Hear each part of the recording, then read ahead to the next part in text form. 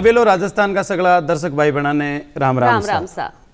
अहिंसा को दीप जलाता चलो, शांति को सूरज चमकाता चलो, नफरत की आंधी रुके ना रुके, पर प्रेम को गीत गाता चलो।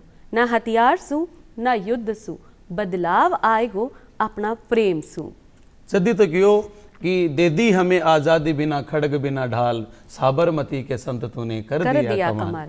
और पूजा जी अब आपने पूरा विश्व को सबसे बड़ो जो लिटरेचर फेस्टिवल है आपने जयपुर का वहीं चल रही है, और काल भी के आगाज हुई, भी की शुरुआत हुई, और भी की शुरुआत भी गांधी जी की प्रिय प्रार्थना प्रिय भजन रघुपति राघव राजा राम, पतित पावन सीताराम, सीताराम सीताराम भज प्यारे मन सीताराम, रघुपति राघव राजा राम, पतित पावन सीताराम, ईश्वर अल्लाह तेरो नाम, सबको सम्मति दे भगवान। भाई आई प्रार्थना करा कि सबने सम्मति मिले, क्या मिले? सन्मति तो भी बिल्कुल जो गांधी जी को सत्य और अहिंसा को जो मार्ग है भी पर आपा चालस्या, और निश्चित रूप से बात जगह अपना पूर्वज बडेरा है जिका को अपना जीवन का निर्माण में पूरा विश्व का दर्शन कमाए, जिका को अहम कदम है माँ को अगर आप अनुसरण कर तो निश्चित रूप से सन्मति भी सम्मान भी दे से और बी की बात ध्यान से भी सुन से, है ना। तो आज जो आप विशेष अतिथि बुलाया है, पहले बी को भी सम्मान तो करा। आज आपने बीच राजस्थान सरकार में IAS अधिकारी है अजय असवाल जी पधारे है, जगह शांति एवं अहिंसा विभाग के मैंने कार्यरत है। आपको अलबेले स्टूडियो का मैंने घणो स्वागत है सर। बहुत बहुत धन्यवाद। अब आज एक महीने जो जयपुर लिटरेचर फेस्टिवल है, एक महीने काल भी आपको एक सेशन हो, और भी मैं गांधी दर्शन के ऊपर आपको एक बहुत अच्छे व्याख्यान रही हो, जिसकी में अच्छी मीडिया कवरेज भी हुई भी। आप को कहीं गांधी जी के बारे में बताओ कि काफ़ी चर्चा हुई। सर्वप्रथम तो मैं आपको धन्यवाद आभार व्यक्त करना चाहूँगा कि आपने यहाँ पर स्टूडियो में बुलाया रूबरू होने के लिए और गांधी जी के दर्शन के बारे में बात करने के लिए। देखिए आज देश के अंदर बहुत सारे चैनल्स हैं जो कि मौजूद हैं, लेकिन दूरदर्शन एक अपना राष्ट्रीय चैनल ऐसा है जिसमें आके आज भी जो आनंद आता है, जो अनुभूति होती है, जो रोंगटे खड़े होते हैं, एकदम लगता है कि लोगों से जुड़ा हुआ चैनल है। और इसमें अवसर जब भी मिलता है मुझे बहुत खुशी होती है। आपने टॉपिक भी ऐसा ही लिया है जो मेरी वर्तमान पोस्टिंग से जुड़ा हुआ है। और जहाँ तक जयपुर लिटरेचर फेस्टिवल की बात है, 18 वर्ष हो गए और जयपुर का नाम पूरी दुनिया में ये रोशन कर रहा है। और वहाँ जाते हैं तो बहुत हैरानी होती है कि दुनिया भर के इतने लोग इस फेस्टिवल को अटेंड करने के लिए आते हैं। साथ ही जयपुर लिटरेचर फेस्टिवल केवल जयपुर में नहीं हो रहा, जयपुर लिटरेचर फेस्टिवल के नाम से बहुत से देशों के अंदर भी हो रहा है। और कल चूँकि गांधी जी की पुण्यतिथि थी, इसलिए इसको प्रारंभ करते समय गांधी जी के भजन भी गाए गए, वहाँ पे गांधी जी को श्रद्धांजलि भी दी गई, और साथ ही साथ एक सेशन भी गांधी जी के जीवन के ऊपर रखा गया, जिसके अंदर बताया गया कि गांधी जी ने किस तरीके से अपनी अंग्रेजों के विरुद्ध, ब्रिटिश साम्राज्य के विरुद्ध लड़ाई लड़ी, किस तरीके से आम लोगों को इस लड़ाई से जोड़ा। साथ में उस सेशन में कुछ बातों के ऊपर विशेष तौर पे फोकस किया गया था। एक तो गांधी जी का जैसे जिस तरीके से व्रत रखते थे, फास्ट एंड टू डेथ रखते थे, उसके ऊपर बात की गई कि सत्याग्रह के ऊपर बात की गई कि उनके क्या क्या टूल्स इस तरीके थे जिनसे जो ब्रिटिश हुकूमत है, जिसका सूरज कभी ढलता नहीं था, वो हतप्रभ रह गया कि यार ये आदमी क्या कर रहा है, किस तरीके से हमसे लड़ रहा है कि हम इससे लड़ भी नहीं सकते क्योंकि ये शांति से लड़ रहा है। बिल्कुल। और ब्रिटेन को प्रधानमंत्री तो बाकी वेशभूषा ने देखकर अद्ध नंगो फकीर किया करते बने कि एक धोती लंगोटी के मैंने एक इयन को मतवाड़ो आदमी जिसको लंदन की सत्ता ही बाबी कांपती डरती। और जब 15 अगस्त 1947 की सुबह बिस्मिल्लाह खान की सेना सु आपने स्वतंत्रता का आगाज हुई को दिवस को मनाई जा रही हो लाल किला के ऊपर, 20 दिन गांधी जी कलकत्ता के मैंने सत्याग्रह पर बैठे। वो कई कारण हो कि जब लॉर्ड माउंटबेटन राष्ट्राध्यक्ष के रूप में बटे नेहरू जी ने शपथ दिला रही है और गांधी जी कलकत्ता के मैंने सत्याग्रह करें बैठे है, उपवास करें बैठे है, एक वजह कई कारण हो। आपने बहुत ही अच्छी बात बताई कि ब्रिटिश के प्रधानमंत्री भी इस फकीर से बहुत डरते थे और कि ये किस तरीके से इनकी कार्यशैली है, किस तरह से आम आदमी की तरह लगते हैं लेकिन इतने करोड़ों लोगों को अपने साथ जोड़ लेते हैं। और विदेश में बहुत सारे लोगों की बहुत सारी प्रतिक्रियाएं थी और उसमें एक एल्बर्ट आइंस्टाइन जो उस समय के बहुत ही प्रख्यात और बल्कि सभी समय के बहुत ही प्रख्यात साइंटिस्ट हैं, उन्होंने कहा कि भविष्य में लोगों को विश्वास नहीं होगा कि हार्ड मास का इस तरीके का व्यक्ति भी कभी धरती पे रहा होगा जिसने इस तरीके के तरीकों को से ब्रिटिश साम्राज्य की नींव हिला दी, उसकी जड़ें हिला दी। और वही कारण है कि गांधी जी के ऐसे तरीकों के कारण ही, इस तरह के सत्याग्रह के कारण ही वो उस समय जब भारत आज़ाद हुआ तो वो उस समय जहाँ पर दंगे हो रहे थे उन दंगों वाली जगह वो जाके बैठे हिंदू मुसलमान दंगों को रोकने के लिए कि भाई अगर ये नहीं रुकेंगे तो मैं अपना व्रत रखूंगा, मैं कुछ नहीं खाऊंगा, भले ही मेरे भूखे रहने से मेरी मृत्यु हो जाए, लेकिन अगर ऐसा हो भी जाता है तो और इससे दंगे रुक जाते तो मैं समझूंगा कि मेरा जीवन किसी काम में आ गया। और इस तरीके के जो एक तरीका है गांधी जी का कि दूसरे से झगड़ा नहीं करो, उसके अंदर से अच्छाई को बाहर निकालने का प्रयास करो। तो जब मैं खुद अनशन पे बैठूंगा, मैं कुछ खाऊंगा पीऊंगा नहीं, तो दूसरा एक बार विचार करेगा कि लड़ हम दोनों रहे हैं, ये आदमी अपनी जान दे रहा है, तो कहीं ना कहीं हमारी सोच में हो सकता है लड़ाई में कुछ ना कुछ गलत है। और गांधी जी का यही था कि जो गलत कार्य कर रहा है उससे नफरत नहीं करो, जो गलत कार्य है उससे नफरत करो और उस व्यक्ति के अंदर से वो चीज बाहर निकालो कि उसको लगे कि मेरा ये गलत कार्य मुझे तत्काल रोकना चाहिए। मतलब कितनी ही चोखी बात है, कितनी सही विचारधारा है कि हम बुराई से परेशान होना चाहिए, ना कि कोई आदमी से। और जहाँ कि गांधी जी को एक बात भी हो कि अहिंसा परमो धर्मा, लेकिन अहिंसा का मायना सिर्फ नकारात्मक नहीं होवे है, बीके पीछे एक छुपी हुई भावना भी है। ई के लिए थे कहीं कहना चाहो? ये बहुत ही अच्छा पहलू पूजा जी आपने अहिंसा के बारे में बताया। और अहिंसा को जो गांधी जी की अहिंसा को अच्छे से जानते नहीं है वो उसको कायरता से जोड़ देते हैं कि अहिंसा मतलब कुछ नहीं करना। ऐसा बिल्कुल नहीं है, ऐसा कतई नहीं है। गांधी जी का जो अहिंसा का विचार है वो एक विचार नहीं, वो अपने आप में एक दर्शन है। और वो दर्शन ये कहता है कि अहिंसा को हम काम में ले रहे हैं। अहिंसा एक एक्टिव चीज है, एक पैसिव चीज नहीं है। और उस अहिंसा के माध्यम से हम अपने जो चाहते हैं कि जिस तरीके का रिजल्ट आए वो रिजल्ट हम प्राप्त करते हैं। तो नकारात्मक अगर हम सोचें तो अहिंसा का मतलब है कुछ भी गलत हो रहा है और मैं चुपचाप बैठाऊंगी, मैं तो अहिंसक हूं, मैं कुछ नहीं करूंगा। गांधी जी की अहिंसा ये वाली अहिंसा नहीं है।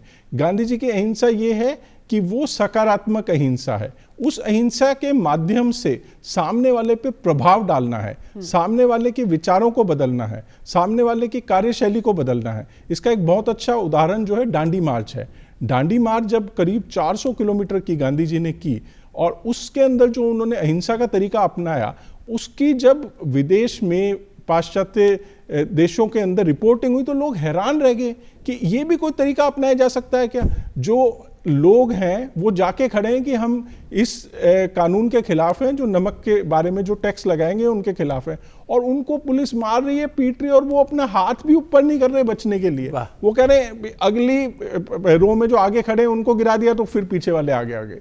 78 लोगों को गांधी जी ने चुना जो उनके साथ गए। और जो उन्होंने बात कही जब साबरमती से शुरू किया तो उन्होंने कहा कि भाई हम लोग इतने लोग जा रहे हैं लेकिन इतने लोग वापस नहीं आएंगे। तो गांधी जी को पहले से पता था कि हम जा तो अहिंसक रूप में रहे, लेकिन सामने वाले जो हमारे ब्रिटिश राज कर रहे हैं हम पे, वो हिंसा पे जरूर उतारू होंगे।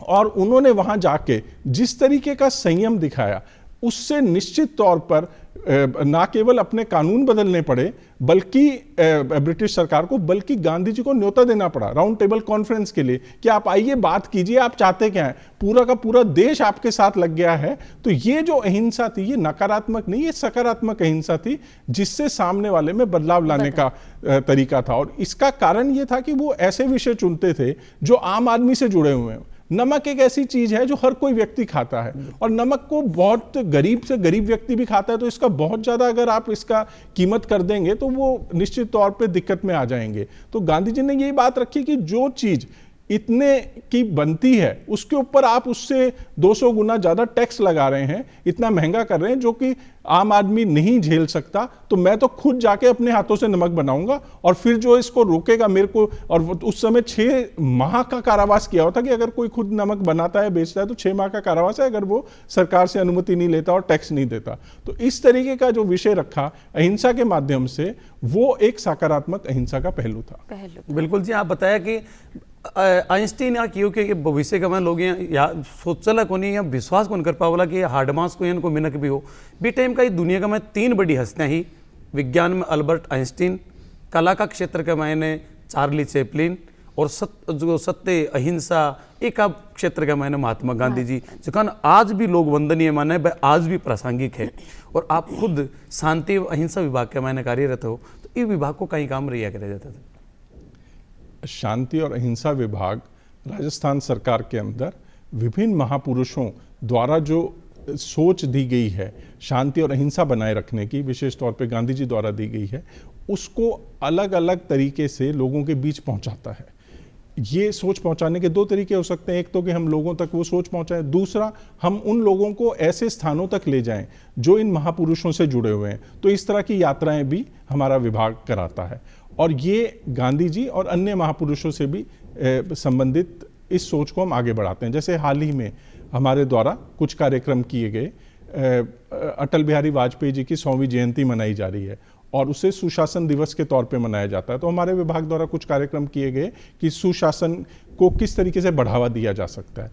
कल ही हमारे द्वारा, चूंकि गांधी जी की पुण्यतिथि थी, सुशासन से संबंधित एक कार्यक्रम गांधीनगर स्कूल के अंदर किया गया, जहां बच्चों को सुशासन से संबंधित पेंटिंग्स बनाने के लिए कहा गया और फिर उन्हें इनाम दिए गए। अब यूं लगने में तो यूं लगेगा कि बच्चों ने पेंटिंग बनाई, लेकिन वहां जाके हमें ये आनंद आया कि बच्चों के विचार ख्याल कहाँ तक जा रहे हैं। बड़ी सुख की अनुभूति हुई कि एक बच्चा जो है वो ही एक तरफ तो हमारा सैटेलाइट दिखा रहा है, आर्टिफिशियल इंटेलिजेंस दिखा रहा है, दूसरी तरफ उसी चार्ट के अंदर नीचे वो कृषि के अंदर क्या क्या सुधार हो सकते हैं वो दिखा रहा है। तो आजकल जो बच्चों के बारे में मेरा मानना है कि उन्हें उनकी सोच जितनी हम उड़ान लेने देंगे उनकी सोच को, उतना ही हमारा भविष्य अच्छा रहेगा। तो इस तरीके का कार्यक्रम किया गया। इसी तरह जो हमारा संविधान का अमृत महोत्सव मनाया जा रहा है, उससे संबंधित कार्यक्रम हमारे द्वारा कुछ संस्थाओं में किए गए। इसके साथ ही साथ इस विभाग द्वारा विभिन्न शैक्षणिक संस्थाओं के साथ साथ विभिन्न विभागों के अंदर भी शांति और अहिंसा की सोच को किस तरह बढ़ावा दिया जा सके, इसके कार्यक्रम किए जाते हैं समय समय पर। जी कि थे अभी बीच में युवाओं की बात उठाई, टाबरा की बात उठाई कि उनकी सोच बहुत परे है, वो धरातल ने भी सोचे हैं और आकाश की ऊंचाई छूबा की भी सोचे हैं। तो बिया ही युवा का मन की अगर बात माना तो बहुत जल्दी आक्रोशित हो जाए, बहुत जल्दी गुस्सो आ जाए।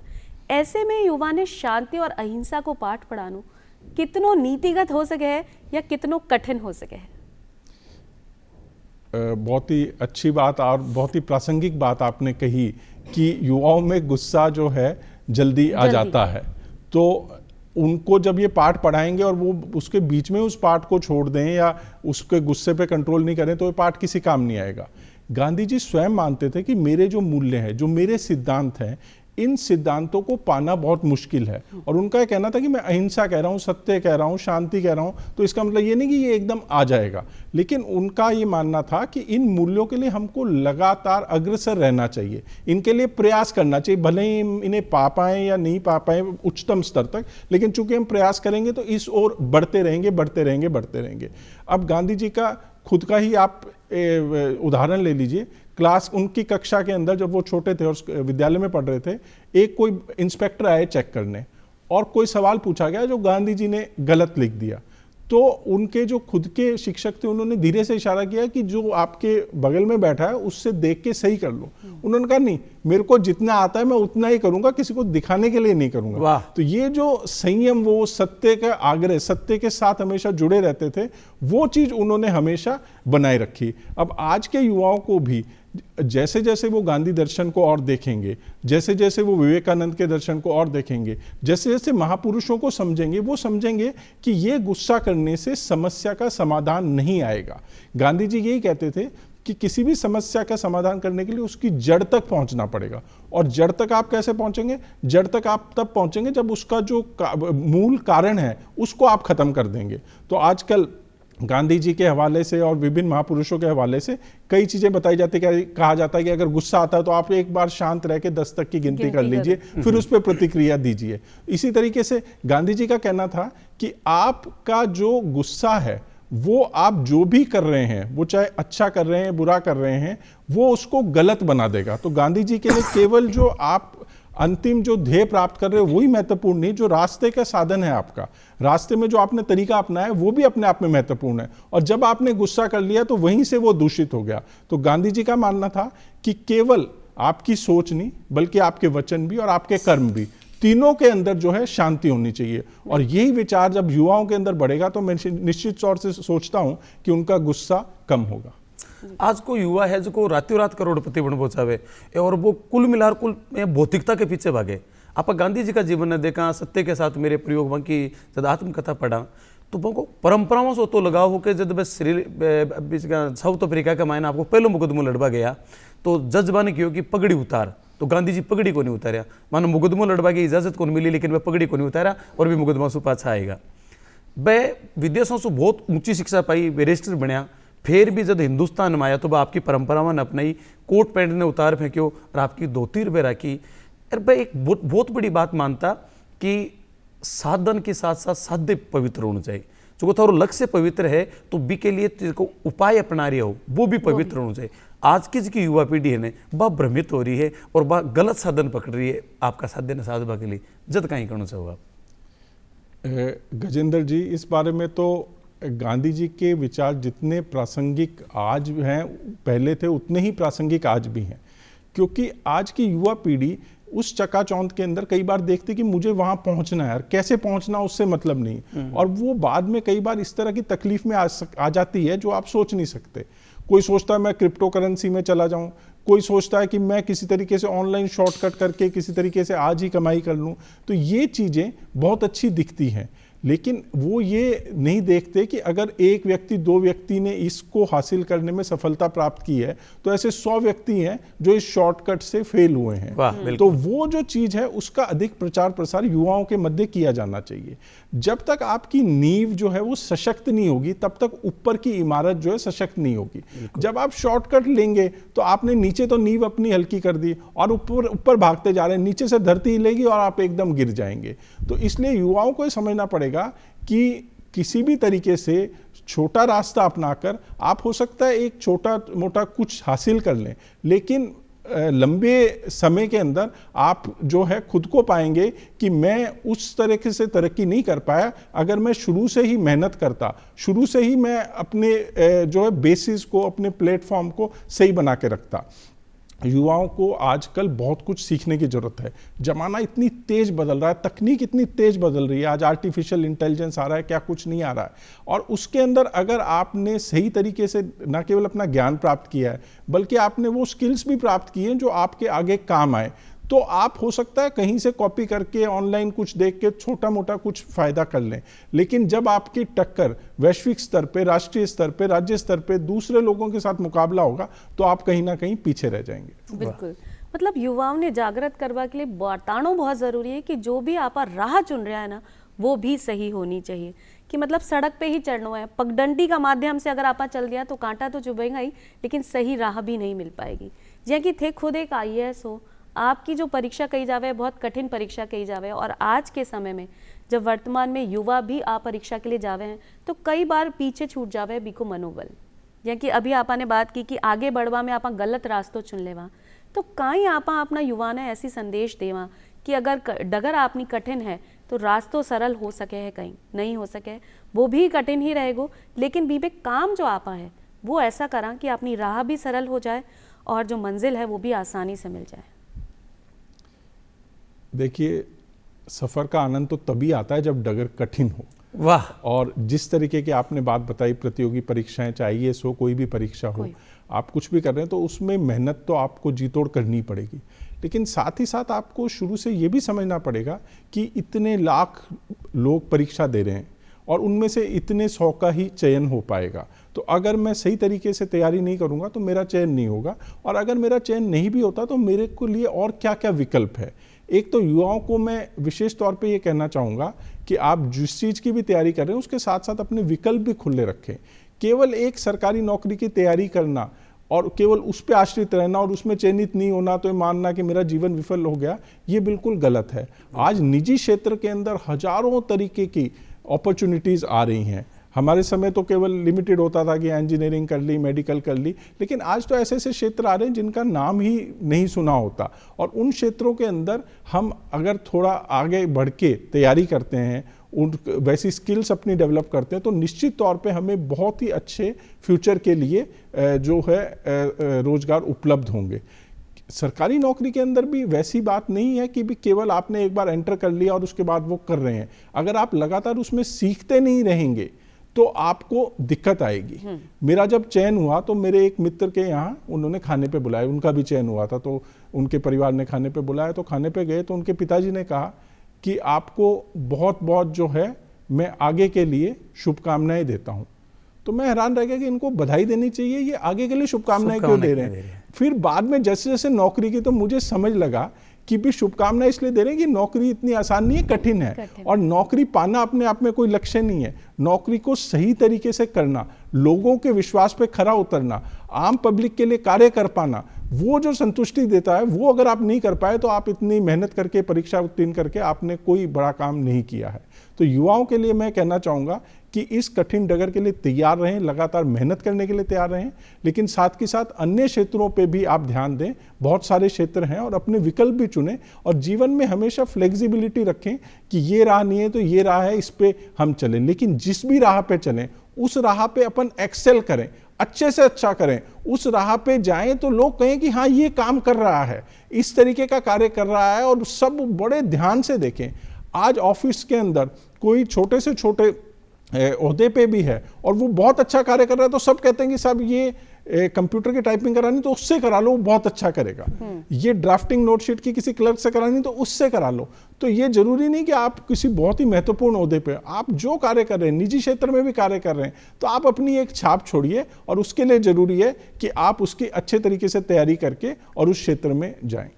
बिल्कुल, आप बिल्कुल सही बात बताई। और देखो जाए तो गांधी जी को जन्म गुजरात के वहीं हुआ, गुजरात काठियावाड़ में। और काठियावाड़ की, सौराष्ट्र की, कच्छ की, राजस्थान की एक साझी संस्कृति है।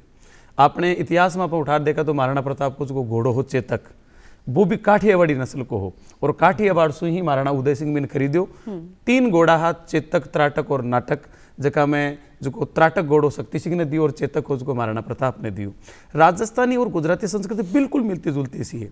गांधी जी विदेश कमाई, पगड़ी का स्वाभिमान के लिए पगड़ी ने को नहीं उतारी। और आप भी विदेशा कमाने काफ़ी गया हो, बहुत मौका के ऊपर आपने विदेशा कमाने आमंत्रित कराया गया है। तो आप विदेशा में जब गया तो अपनी राजस्थानी भारतीयता एक मैंने कहीं थाने रचो बसो सो नजर आयो कि आप बठे भी इस संस्कृति पर गर्व महसूस कर सका।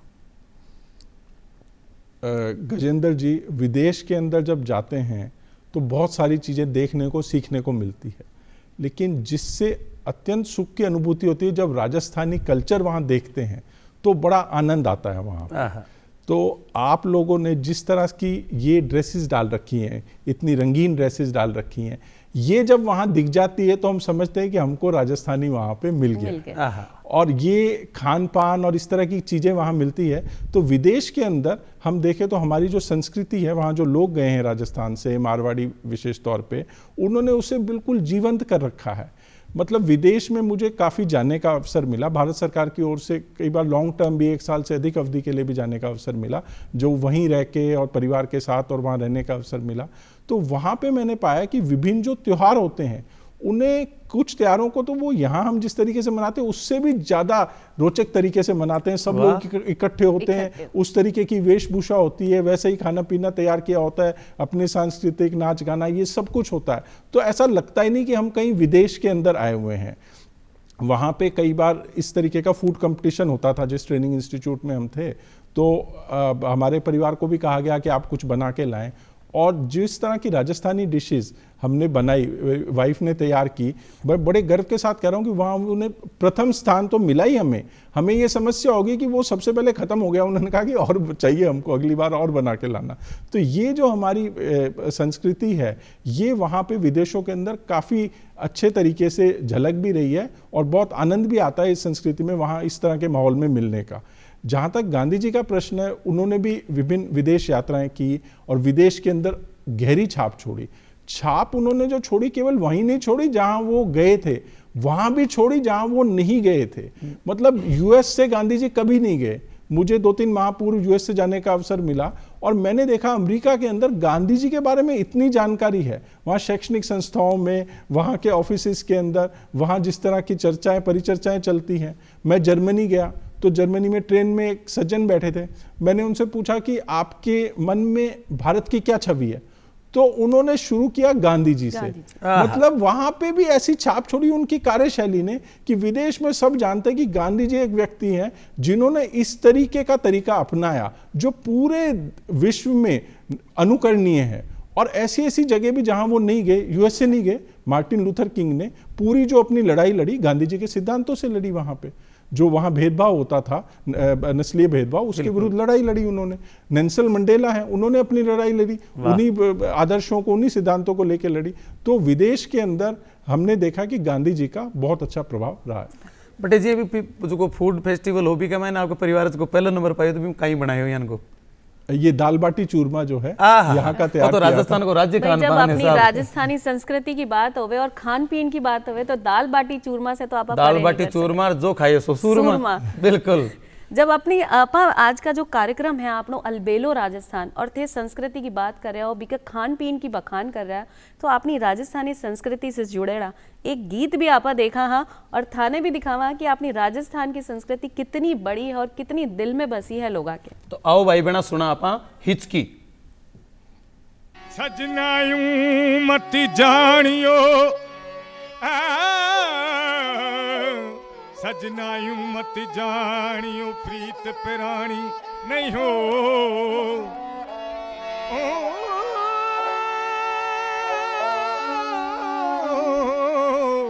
उमर बेल की बेलड़ी अरे दिन दिन दुगनी मारो बाती लोती तारे बाती लोती तारे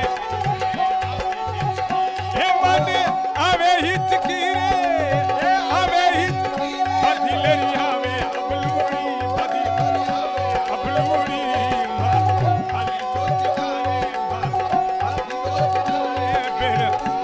हिचकी हारू हाली लोच तारे पे आवे हिचकी।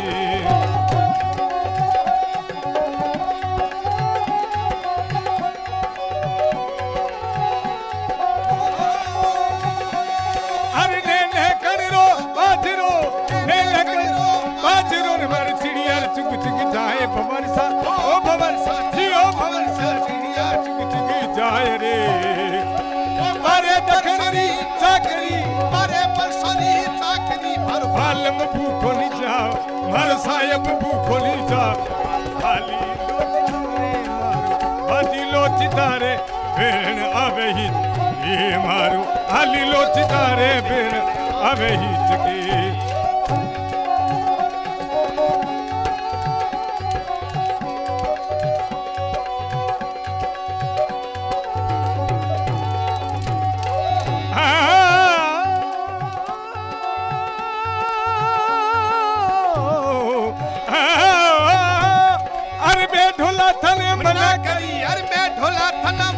करी थे परदेस मत जा अरे ओ भवर साजी ओ भवर सा परदेस मत जा अरे परदेसरी कोमणी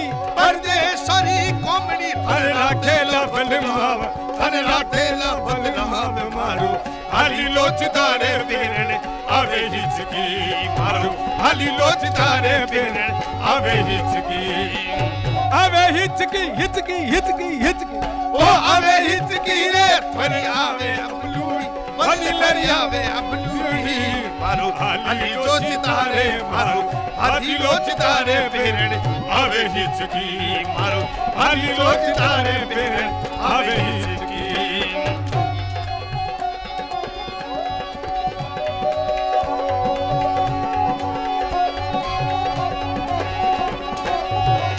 अरे डूंगर माथे डूंगरी मन सुनो गरे सोनार ओ भवर सा जी ओ भवर सा सुन गोरे सोनार रे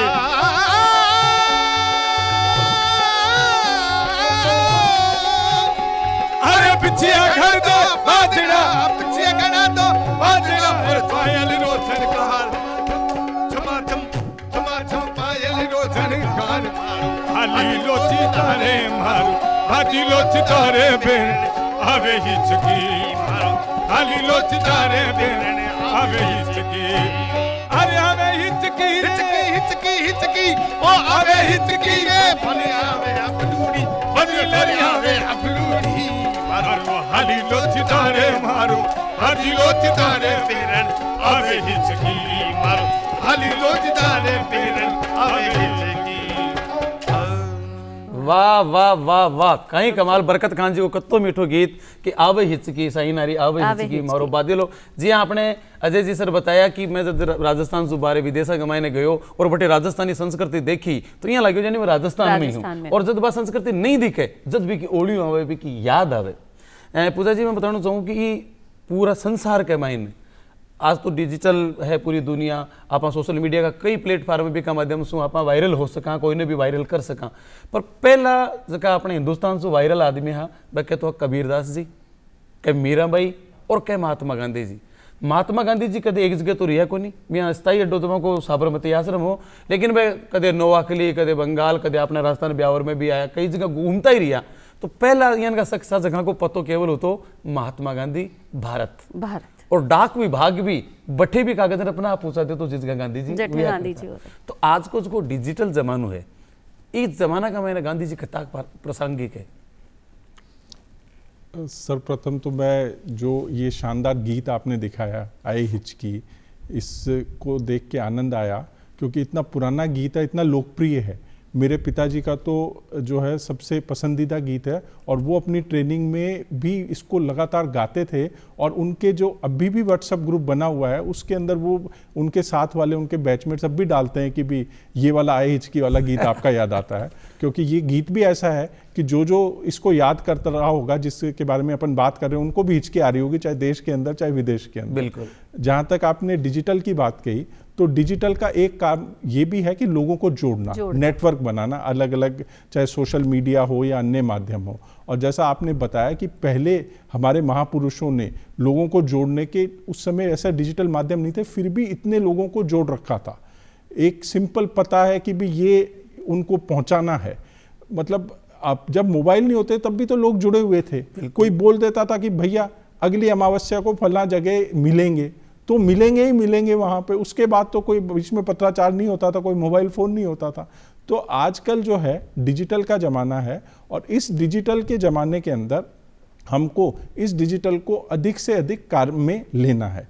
अब ये जो डिजिटल या सोशल मीडिया है, इसको लेके कई बार बहुत चिंता भी व्यक्त की जाती है कि आज का यूथ तो इस सोशल मीडिया के अंदर है, डिजिटल मीडिया के अंदर ही है और वो इससे बाहर नहीं निकल पा रहा। हमको देखना चाहिए कि ये तो केवल एक साधन है जो हमारा डिजिटल मीडिया है, उसको अच्छे से काम में लेना है या बुरे से काम में लेना है, ये तो हमारे ऊपर निर्भर करता है। डिजिटल मीडिया में हम गांधी जी के विचार कितनी तेजी से लोगों के बीच पहुंचा सकते हैं, ये बहुत बड़ा फायदा है।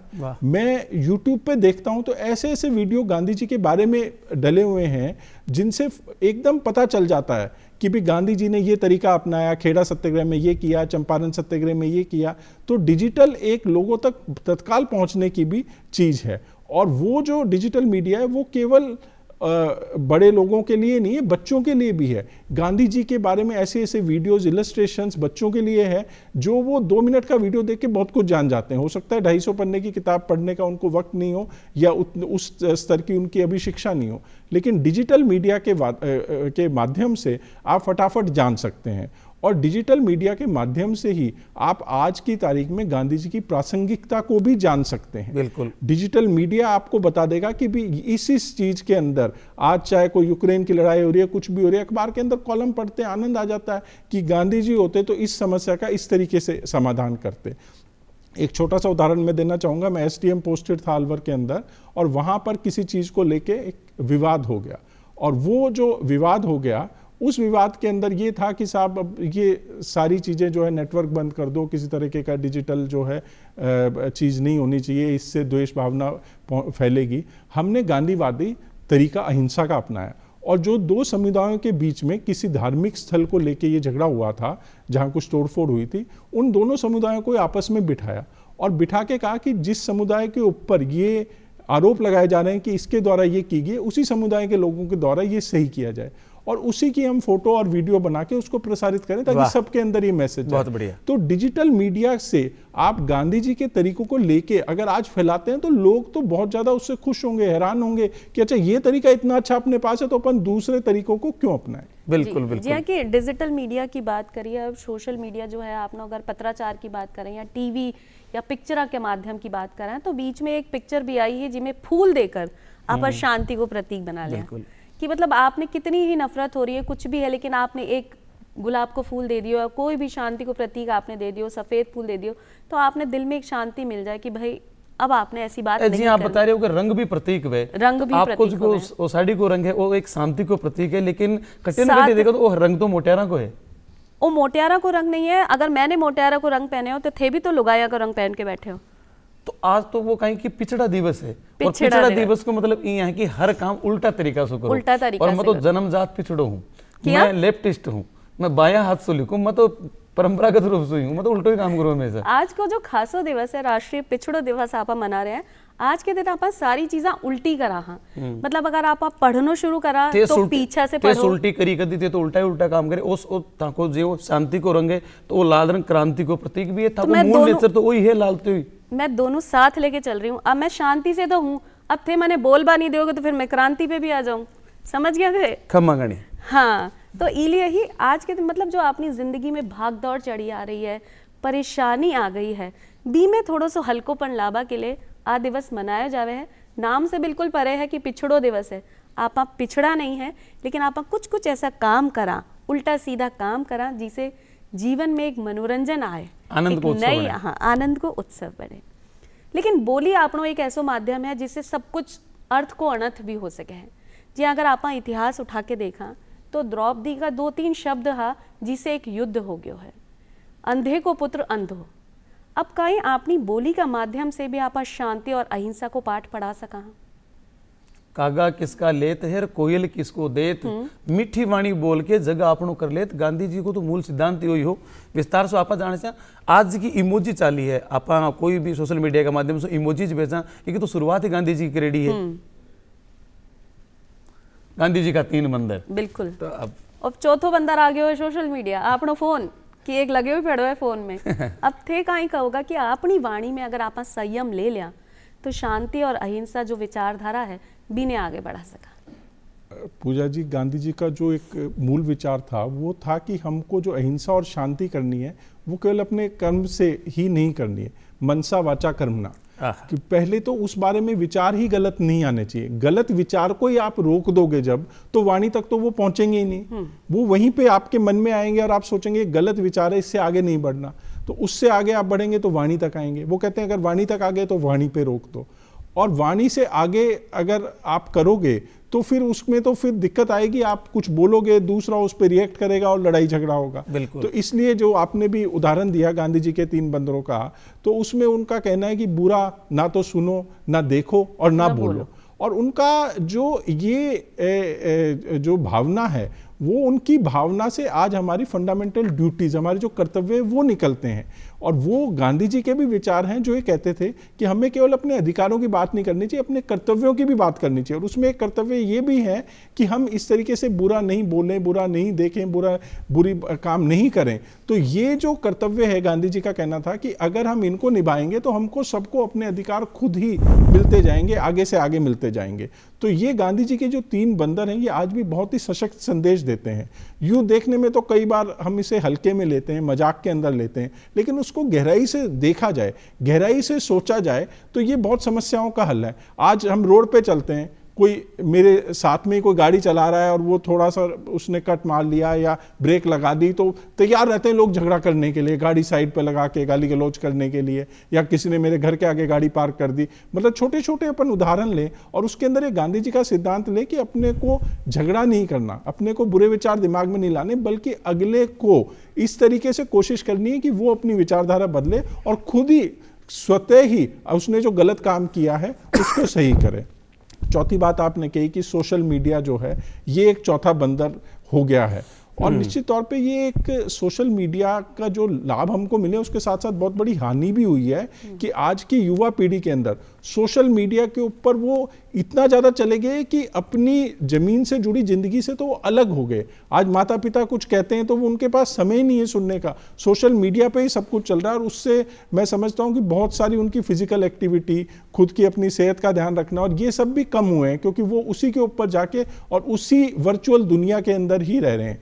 गांधी जी का अपना जो उपदेश था वो ये था कि अपने को सबसे पहले स्वस्थ रहना है, और जब अपना स्वस्थ शरीर होगा तो ही अपने पास स्वस्थ विचार आएंगे और अपन दूसरों के लिए भी कुछ अच्छा कर पाएंगे। जब दांडी यात्रा शुरू की तो उस समय घोड़े की व्यवस्था की गई कि गांधी जी की इतनी उम्र हो गई है, 400 किलोमीटर के करीब चलना है, रोज करीब 20 मील अपने को चलना है, तो इतना चल पाएंगे या नहीं चल पाएंगे। गांधी जी ने कहा कि आप कुछ भी व्यवस्था कर लो, मेरी ऐसी स्थिति है कि मैं इतना तो रोजाना चल ही लूंगा, बड़े आराम से चल लूंगा, बिना किसी सहारे चल लूंगा। और पूरी यात्रा उन्होंने इस तरीके से की जिससे लोग बहुत प्रभावित हुए। तो आज जो ये सोशल मीडिया के रुझान है उसको हमको अच्छे चीज़ों में तो उसको हम फॉलो करें, लेकिन जहाँ जहाँ ये हमारी नई नस्ल को एक नेगेटिविटी की तरफ ले जा रहा है, एक अलग ही दुनिया में ले जा रहा है जहाँ वो सच्चाई की दुनिया से कटे हुए हैं, वहाँ ज़रूरत है कि वहाँ सोशल मीडिया के उनको कम किया जाए, क्योंकि इससे कई तरीके की मानसिक समस्याएं भी हो रही है और डॉक्टर्स को भी दिखाना पड़ रहा है। तो ये जो मैं एक उदाहरण दूं तो एक देश के अंदर एक व्यक्ति इतना ज़्यादा सोशल मीडिया पे, एक बच्चा ही 17-18 साल का चला गया कि वो खुद ही कंप्यूटर की लैंग्वेज में प्रश्न करता था, दूसरी कंप्यूटर की लैंग्वेज में जवाब देता था, और उसको दुनिया से कोई लेना देना नहीं, और उसको फिर हॉस्पिटल में भर्ती करना पड़ा।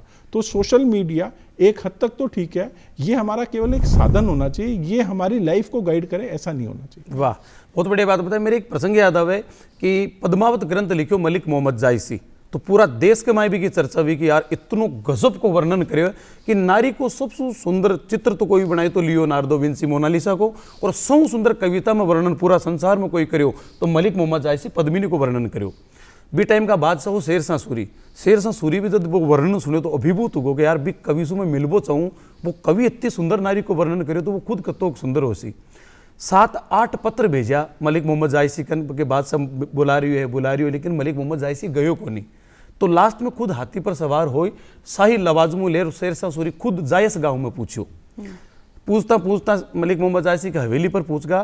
तो हवेली के बाहर एक आदमी बकरे की मींगनी साफ कर रही हो, एक पग सु लंगड़ो, एक आंख सु काणू, एकदम काला रंग को, पूरा चेहरा के ऊपर चेचक का दाग और पीठ का माए कुबड़ निकलेड़ो। शेरशाह सूरी जार कहे कि अपने मालिक को कहो कि जहां पर ये आलम आए हैं। तो उन्होंने कहा साहब आप आदेश करो। अरे बोले नौकर तेरे से काम नहीं है, हम मलिक मोहम्मद जायसी से मिलने आए हैं। तो कहा साहब मैं मलिक मोहम्मद जायसी हूँ। शेरशाह सूरी देखी रहे, एक पग सु लंगड़ो, एक आंख सु काणू, चेचक का दाग, एकदम कालो रंग, पीठ पर कुबड़, अति सुंदर नारी को वर्णन करो। सुन बिना हंसी आएगी, शेरशाह सूरी जोर से ठाको लगा हंस्यो। तो मलिक मोहम्मद जायसी एक बात कही कि मोपे हंसे कि हंसे सिरजनहारा।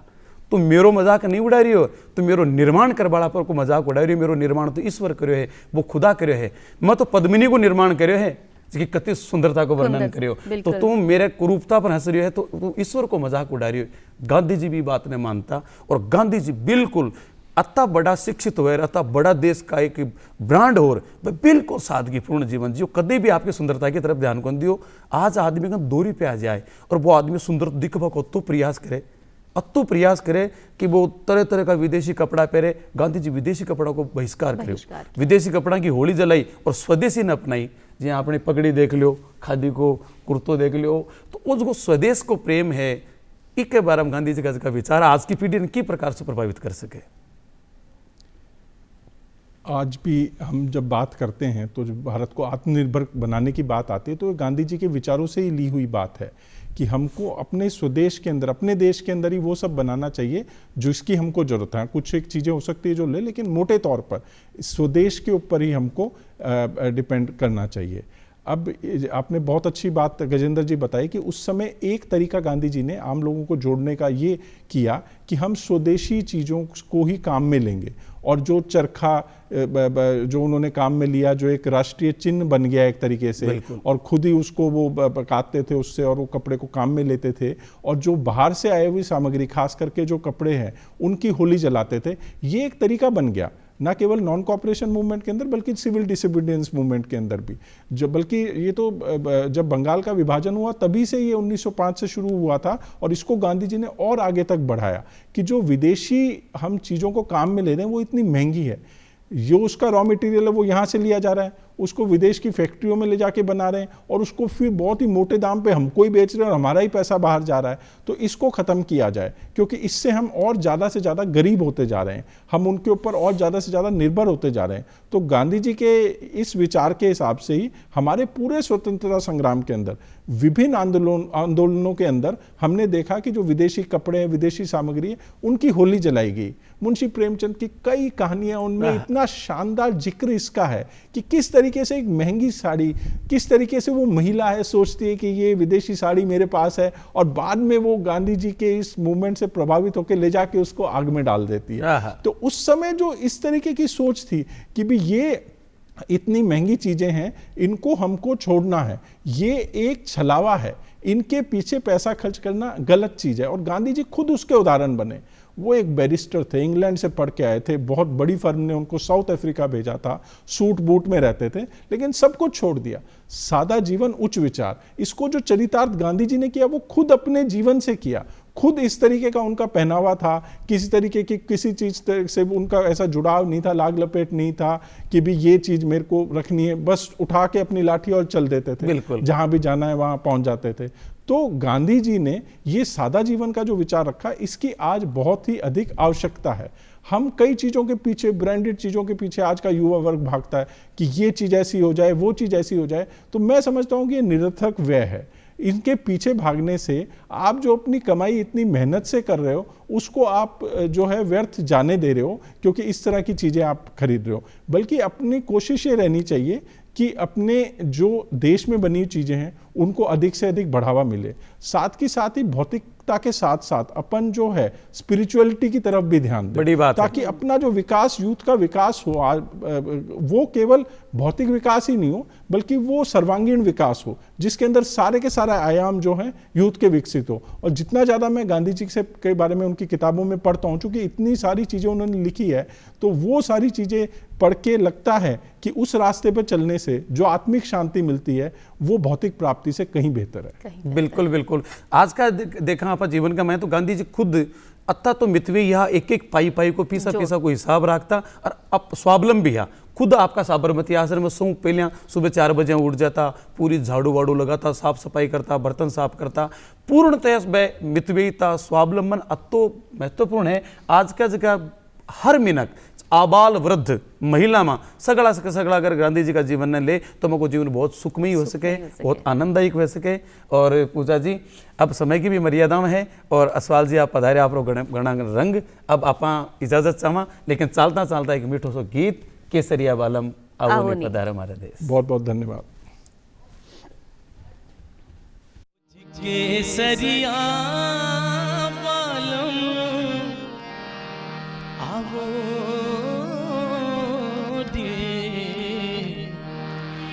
पधारो मारे देश जी, केसरिया बालम आवो नी, पधारो मारे देश जी।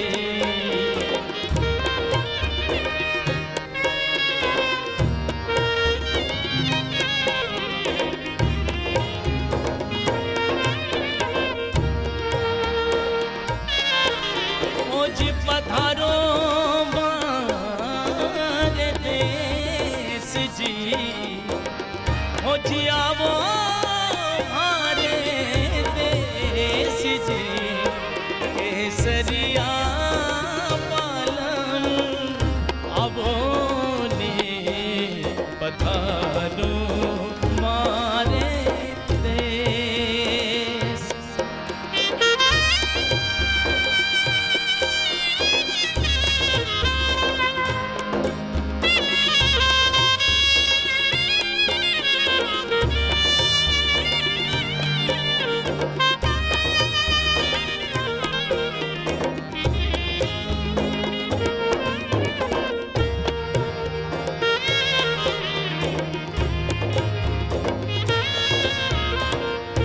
साजन साजन मैं करूं, साजन जीव जड़े, साजन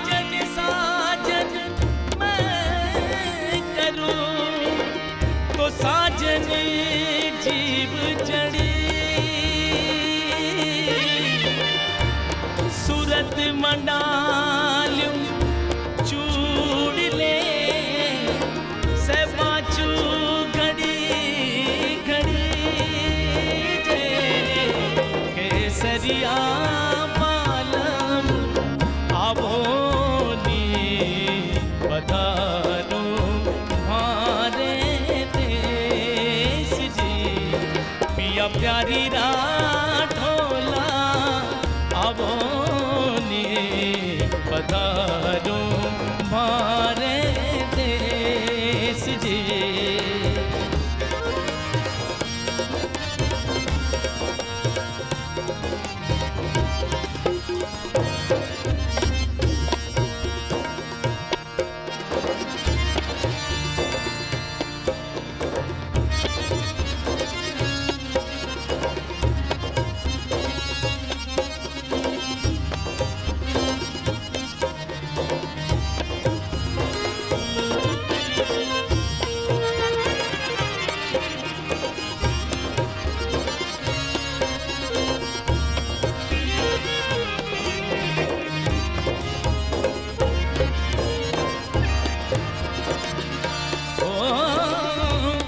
साजन आया है सखी तो काई मन मार करा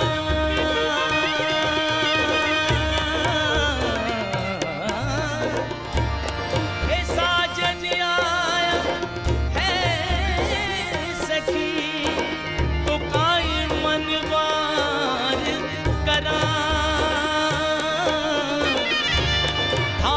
भरो गज मोतिया तो ऊपर नैन धरा जी केसरिया वालम आवोनी पधारो मारे देश जी पिया प्यारी राडोला आवोनी पधारो मारे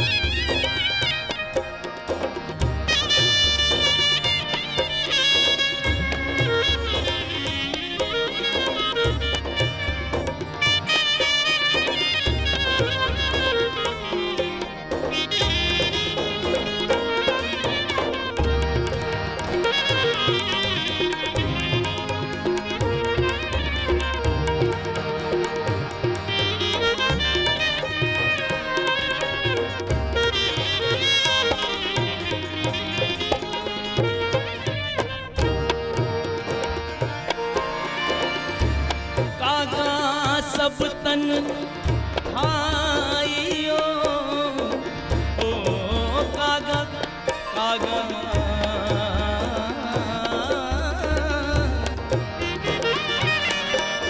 ओ जी कागा सब तन आइयो तो चुन चुन खाइयो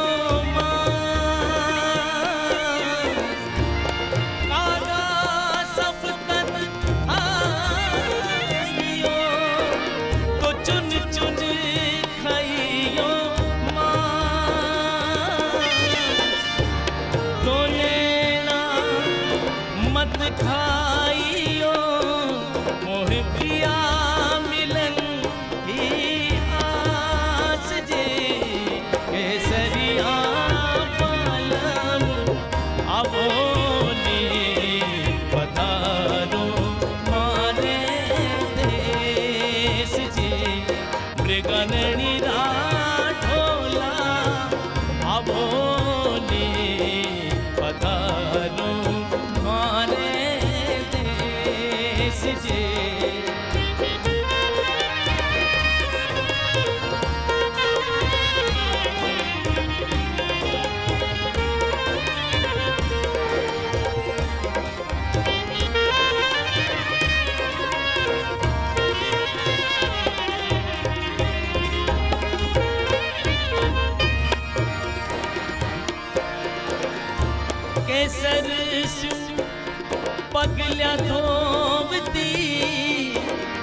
घरे पधारो जी केसर सू पगल्या धोवती घरे पधारो जी और बड़ाई क्या करूं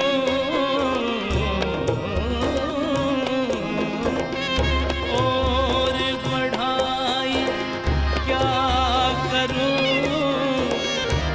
पल पल वारो जीव जी केसरिया पालम आवोनी पधारो मारे देश जी मृगननी राठोला आवोनी पधारो मारे देश ओ जीवाओ मारे देश जी पधारो मारे देश जी केसरिया पालम आवोनी पधारो मारे देश जी पिया प्यारी राठोला आवो